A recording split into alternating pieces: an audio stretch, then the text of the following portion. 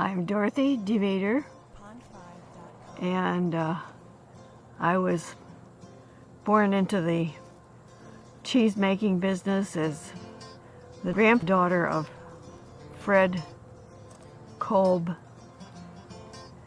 and we've been making cheese and winning prizes and enjoying serving the various restaurants, hotels, and people throughout the land.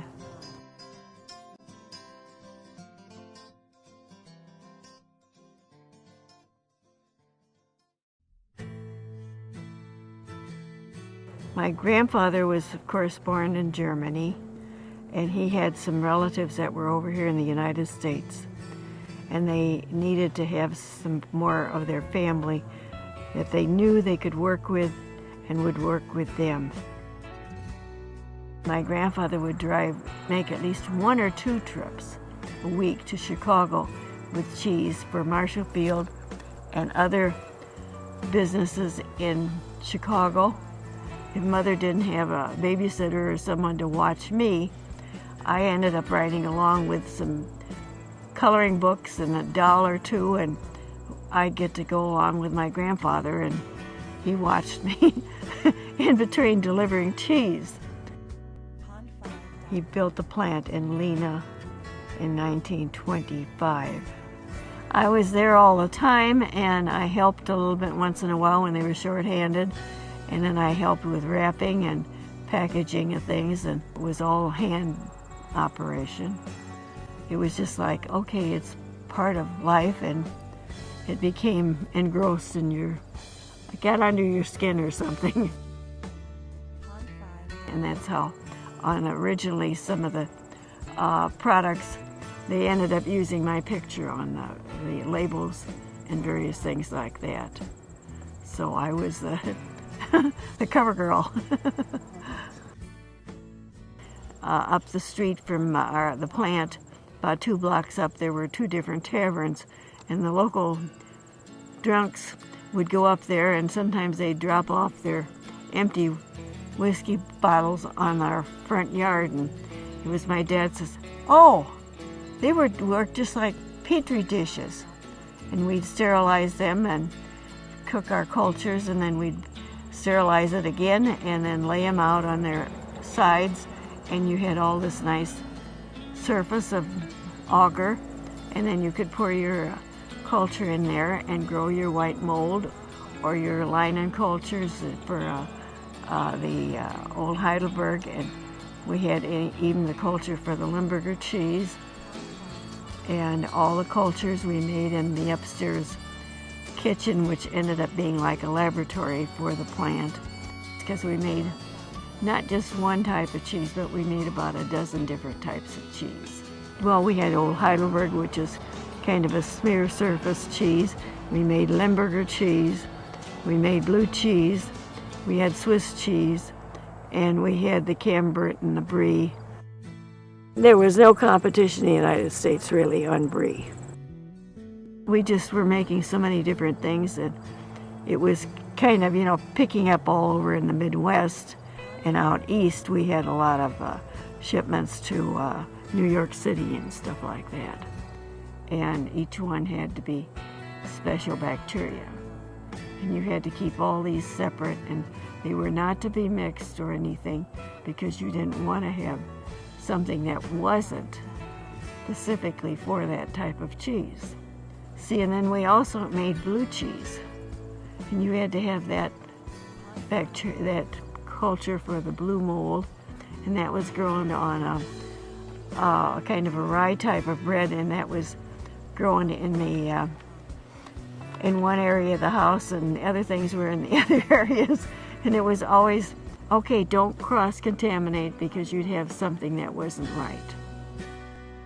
The Iowa State University dairy department would come around at least once every spring and take a tour of the plant so their students could see how some of these operations were done, and consequently that ended up being how and why I ended up being a graduate of Iowa State University.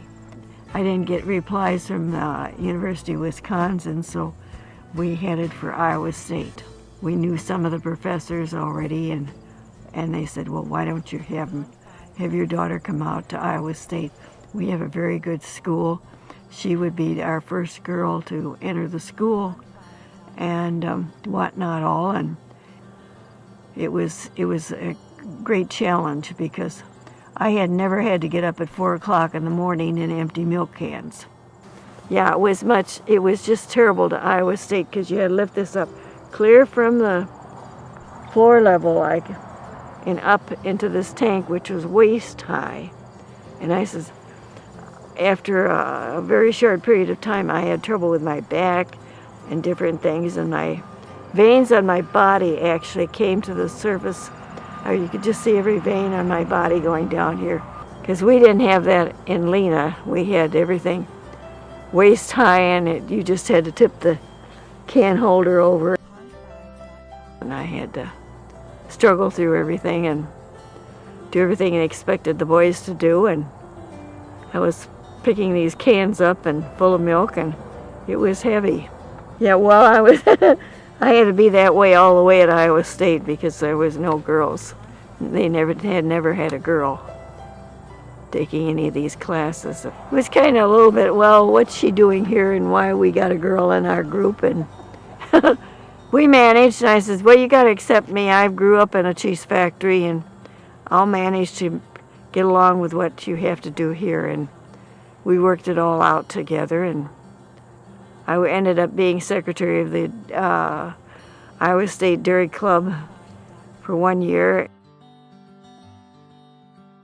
We only had a farm for about 10 years or so, because then it became just a little bit too much, and my father was getting older and he couldn't run out there and check the farm by Wadhams and see how things were going all the time. And it was just a little bit too much. We had the Kolb dairy for a number of years, which we pasteurized milk. Just a lot of places where we were delivering milk, and we delivered house to house here in Lena. So we were busy between milk, pasteurization, and we had orange juice and different things for in the summer, and we were just going around in circles, I would say. I thought, okay, now I'll get to go and try and see what we can do to develop more marketing and how to cover more territory with our products. It just got to be, everything was too crowded and too boxed up, and we needed more storage space and more cooler space. And it just, well, and it had to be that you often had to have trucks coming in from various lines coming in to pick up products to be going to Florida and different areas of the country, and we needed more space. We built the plant, and these kind of worked with the Mead and Hunt people, and we had space upstairs, and we says, well, come on, we can put the boys up there. So my sons both had families started, and there was made like two apartments up there, and that eventually ended up being offices. I'm happy to see it's still producing and being capable of continuing to supply products to the market. Mm-hmm.